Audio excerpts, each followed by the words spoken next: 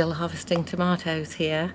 So one of the secrets to getting the most out of growing food at home is to find ways of storing your homegrown vegetables. So today I'm going to give you a freezer tour and show you where I'm up to so far, and then right at the end I'll show you a couple of other ways I'm storing my produce that I've harvested so far this year.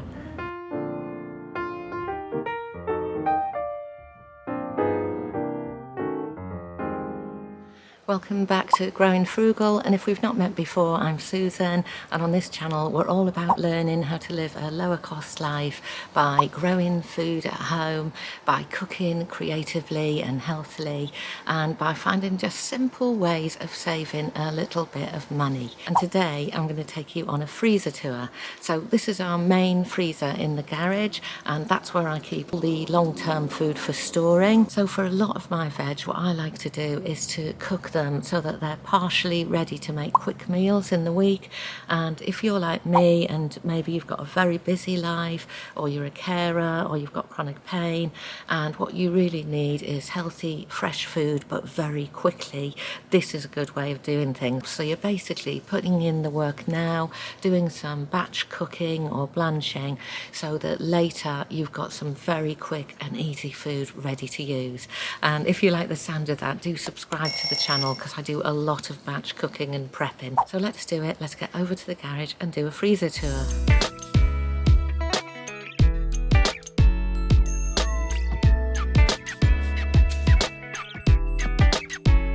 So let's see what we've got in here.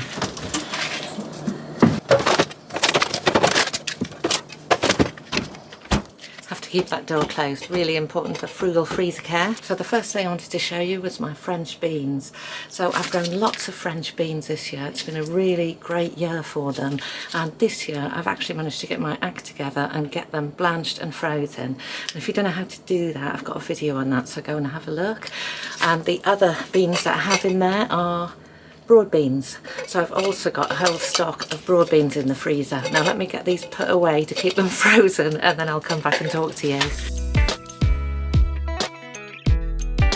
So I've not had the greatest of luck with tall beans because of the wind in my garden, but I have had a really good crop of dwarf French beans this year, and I'll put the kinds that I've grown in the description below there. But dwarf French beans are really great for freezing, and my handy hint for freezing is that make sure that you blanch them so they last as long as possible, and also freeze them in portions that are big enough for 2 or 3 meals. So what I do with those is take some of those into the house every week or every fortnight, and then we're opening them up and using them nice and fresh.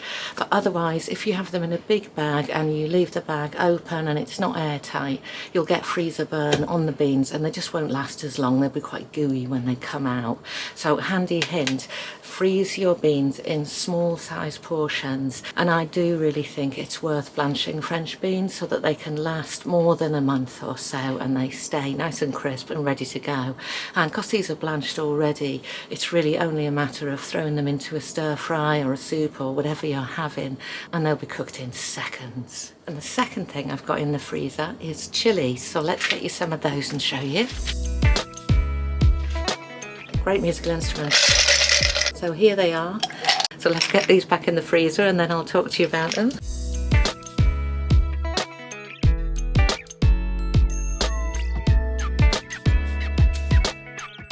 I've never watched anybody else's freezer tour, so I don't know how they do it without their freezer losing temperature. It's because I just want to open mine for as brief a time as possible to keep the temperature low. That's the best way of being frugal with your freezer. So this year I've had a brilliant crop of jalapeno chilies, and they're still going, so I'm hoping these will last quite a while. I may even bring them into the conservatory garden room, which is quite sunny, and I may even try a grow light this year if I can get hold of one. The chilies have been amazing, just from 2 large plant pots. So with some of the chilies I have pickled them and they're sitting in the fridge in a jar, but for most of the chilies I've just frozen them. So I've just washed them, I haven't blanched them or anything, they're just in a jar packed as tightly as possible, and they will keep it in the freezer for quite some time. And when you need one, you can just take them out, they'll defrost it quite quickly in order to be able to slice them, and then you can just throw them on your pizza or whatever else it is that you like your chilies on. Now you won't be surprised at this one, but the main crop I have in the freezer here is the storing of my tomatoes. So if you see my other videos on growing tomatoes, you'll already have seen that I use the freezer a lot for storing my tomatoes. So go and have a look at that if you haven't seen it. And in this video I just wanted to give you a sense of just how much of a crop of tomatoes I've had this year and how much food I've got in the freezer, which makes me feel very good about winter. So let's show you. So I've got a small amount of sun-dried, or actually solar-dried tomatoes here in the freezer. I've got about 3 jars of those. And then mainly what I do with tomatoes is make them up into sauces. So the main sauce that I make is my marinara sauce, which you'll have seen the recipe for on my videos. So here it is in a form you might be used to. It's a kind of jar size you might buy if you were buying a pasta sauce or spaghetti sauce. But because I've got so many, it's really important that I have a better way of storing than freezing in jars. So let's show you.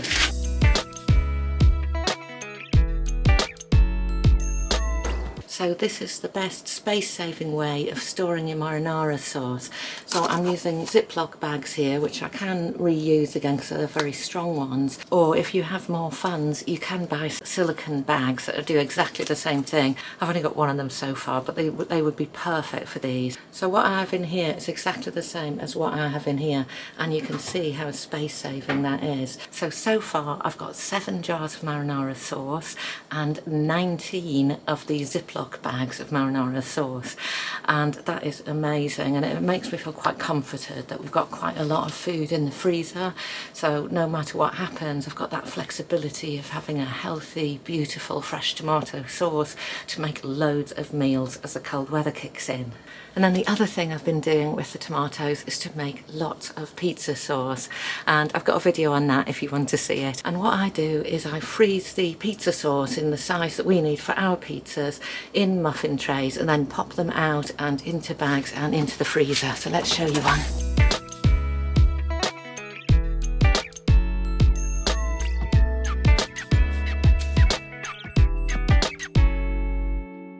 So here's the pizza sauce. This batch is from the 1st of August, and there's lots more where that came from, and I'll be doing another batch with that with my latest harvest. So pizza sauce in the freezer.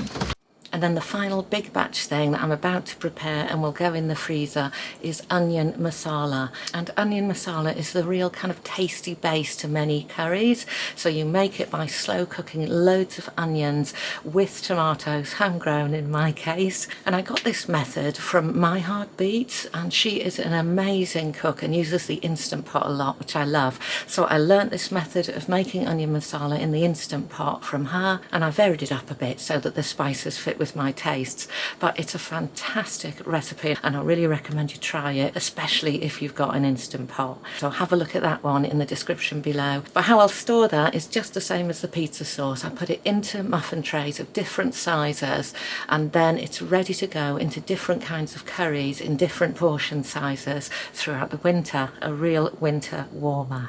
So that's my homegrown produce stored in the freezer so far, and still a bit of room to get the rest of my crops over the season. But before we go, let's just show you quickly what else I've harvested this year and how I'm storing it.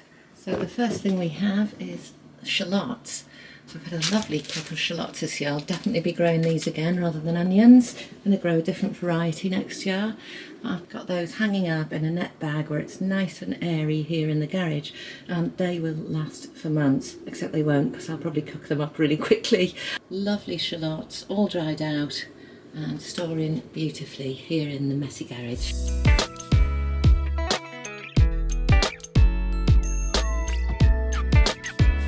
Here I've got garlic.